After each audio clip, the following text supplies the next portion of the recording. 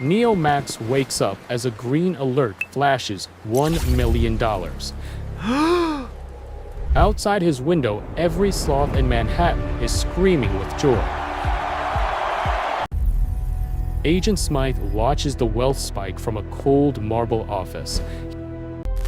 He smiles because he knows the system cannot handle this glitch.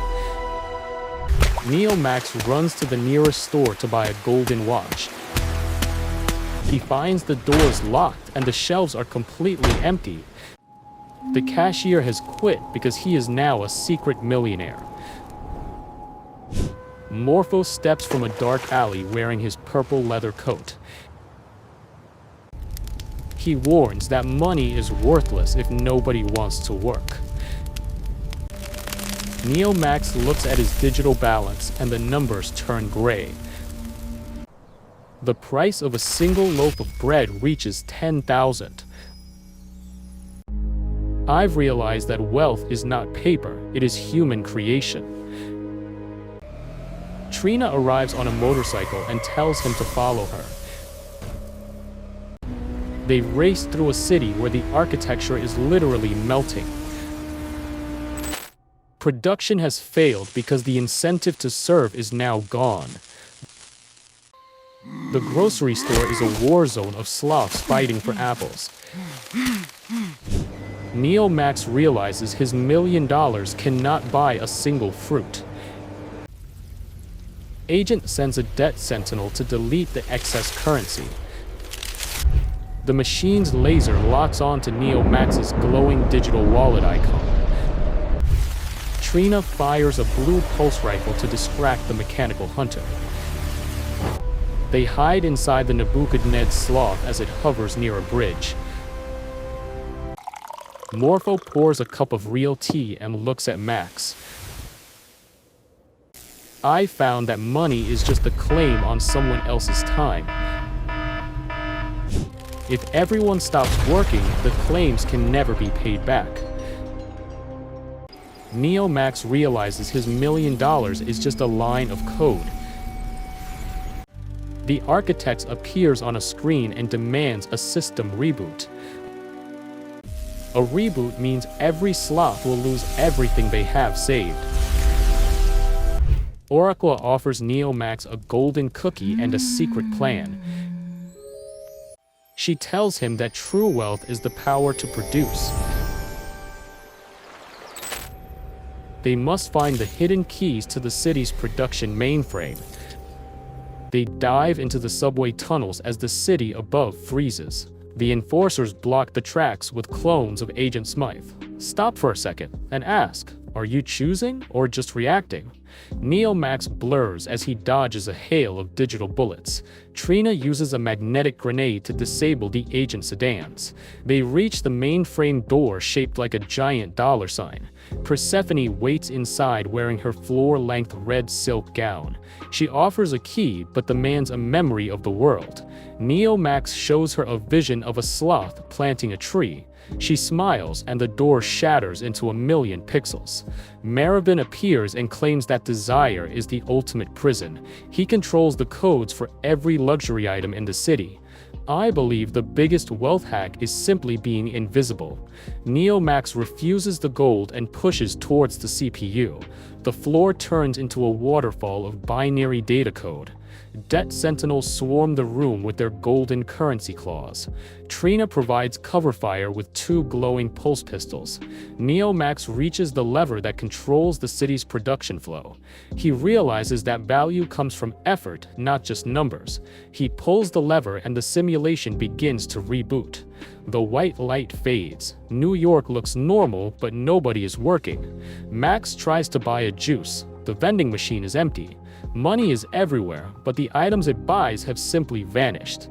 This is shadow inflation. The price is low, but supply is zero.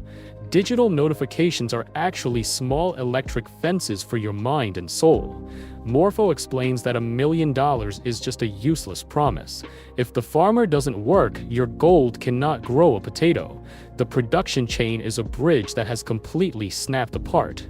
Trina detects a surge in the system's hidden energy output. Agent Smythe is forcing the sloths back into their pods now. The system uses asset seizure to fix the wealth glitch manually. Neo Max hides. He watches his neighbors lose their new millions instantly. The architects believes that only fear makes a sloth truly productive. Choice architects want to turn your financial freedom into a meaningless score. Trina grabs Max. They jump onto the moving subway roof. The train is a data stream carrying the city's remaining real resources. Max sees that the system hoards goods while giving out paper. Marvin blocks the tunnel with a wall of luxury furniture. He offers to trade a crate of fruit for Max's soul. Neo Max refuses. He realizes the fruit belongs to the workers. The subway tunnel shatters. Green code floods the entire underground space. They escape through a service hatch into a hidden garden. Willpower is never enough to fight a billion lines of master code. Oracle is there. She is teaching sloths how to bake bread. She explains the velocity of money. It must move to work. If money sits still, the entire simulation begins to freeze. Neo Max touches the ice. It melts back into warm, real effort. The architect sends a high-speed system purge to the garden. Morpho says they must reach the central bank to stop it. The pair enters the fortress through a portal of pure light. Architecture is the law of life, but you are the architect. Inside the bank, time is measured in heartbeats, not seconds. Agent Smythe waits at the top of the golden staircase. He claims that sloths are too lazy for true economic freedom. Neo Max moves. He dodges the clones with incredible digital speed. Every punch he lands turns a clone into a pile of coins. Trina provides cover fire and she disables the bank's security lasers. They reach the vault. The door is made of compressed time. Max sees his own past. He was always working for others. He realizes the $1,000 wasn't a glitch, it was a trap. The architects gave the money to destroy the sloths' unity. Without work, the sloths become weak and easy to control. Neo Max screams. He pushes the vault door with his mind. The vault explodes. A storm of paper and code fills the room. Persephone appears. She wears a robe of white light now. She tells him that true wealth is a shared secret. The secret is production. Create more than you ever consume. Neo Max grabs a golden key from the center of the garden. The bank begins to crumble. The simulation is finally breaking down. He looks at Trina. The second level is now complete. The white light fades. New York is now a gray digital ruin. Neo Max feels the sudden chill of a world without any heat. Millions of dollars blow through the streets like useless dry leaves. The sloths are rich, but they are also very cold and hungry. Max realizes that $1 million cannot create a single spark. Morpho appears through the digital fog wearing his purple leather coat. He explains that the simulation has run out of real energy. Every dollar is a claim on energy that no longer exists. Trina arrives and says the production mainframe is still offline. Without production, the currency is just a pile of digital ash. They must restart the city's engine to make money mean something. The simulation is comfortable, but the desert of reality is more honest. Agent Smythe blocks the bridge with a wall of chrome drones. He claims that work is the only thing that prevents chaos. Inflation is a glitch caused by too much demand and zero effort. Neo Max charges forward. He dodges a flurry of mechanical strikes. Trina fires a blue energy pulse to clear the path ahead. They dive into the dark tunnels of the subway system again. The tunnel walls are covered in scrolling lines of red debt. This is the internal cost of the wealth glitch they experienced. The system is trying to reclaim the money through extreme taxes. Morpho says that only real value can stop the system vacuum. Every credit card swipe sends a pulse to the system's master frame. They reach the central generator. It is a massive iron heart. To start it, they need a token of effort. Max offers his $1 million, but the machine remains silent. Paper cannot power a system built on real human time. Agent Smythe arrives. He has merged with the mainframe now. He laughs. He claims that sloths have forgotten how to build. Neo Max refuses to give up. He grabs a heavy wrench. He begins to turn the rusted gears with his own hands. Trina joins him. They work together to restart the engine. The first beat of the iron heart shakes the city floor. Your financial destiny is code that you have the power to rewrite. Agent Smythe sends a wave of clones to stop the manual restart. Neo Max blurs. He fights 10 agents with a single hand. Every punch he lands turns a clone into a harmless white feather. Trina uses a magnetic trap to freeze the remaining agents.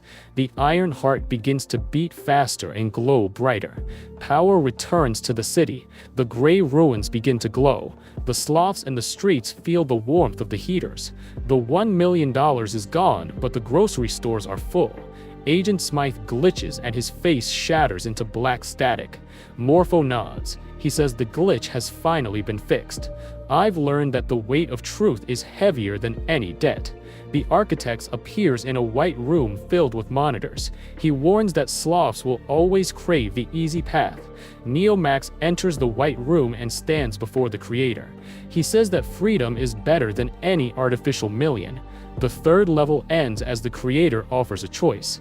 Neo Max takes the gray pill and the white room shatters. He sees the city's real supply is locked behind iron gates. $1 million is just a key that no longer fits. Agent Smythe appears and claims that desire is the ultimate engine. He believes sloths will never work if they feel already rich. The system views your precious time as a battery that never stops draining. Neo Max realizes that wealth is the ability to help others. He charges Smythe and the catwalk turns into liquid code. Every strike from Max creates a spark of blue productive energy. Smythe glitches and reveals he is just a broken accounting program. The agent dissolves into a pile of useless and gray invoices. Max reaches the master lever and pulls it with his mind. The city's production gates roar open with a metallic scream. Real goods flood the market and the price of bread drops. True silence only happens when you stop running inside someone else's giant clock. Sloths return to work because they want to build real lives. Trina watches the first supply truck arrive in Times Square. Purchasing power returns when there are actual things to purchase. Morpho laughs and throws his dark sunglasses into the Hudson. The green code of the simulation is replaced by green grass. Neo Max climbs to the top of the tower and breathes. The air smells like rain and not digital ozone anymore. The air of freedom smells better than the best digital ozone simulation. The architect sits in his white room, which is now empty. He is just an old man who lost his mathematical game. Persephone walks through Central Park wearing a simple white robe. She realizes that sharing wealth is the only way to keep it. Merivin sips real tea and looks at his empty hands. He finds that peace is more valuable than any hoarded key. Oracle appears in the street and offers a final cookie. Neo Max takes a bite and feels the heat of effort. The simulation is over because the sloths chose the truth. They are no longer batteries, they are creators of their time. Money is now just a tool and not a master anymore. A piece of paper cannot hold a soul that has finally chosen freedom. Max sees the same $1 million alert, but he just laughs. Numbers cannot feed a stomach or warm a cold house. Trina joins him and they walk toward the new horizon. The system is gone, but the architecture of life remains. Every sloth is now the architect of their own precious destiny. Willpower was never enough because the environment was the trap. Once the cage is broken, the sloth can finally move. He looks at his reflection in a clear blue puddle. The iron crown of debt has turned into pure light. He is the one, because he chose to be the one. The screen begins to flicker with lines of green and gold. Waking up is not an event, but a constant daily choice. Are you ready to see how deep the rabbit hole goes? The rat race is over because you have finally stopped running. Welcome to the real world and your true financial freedom. If this story inspired you, hit the like button and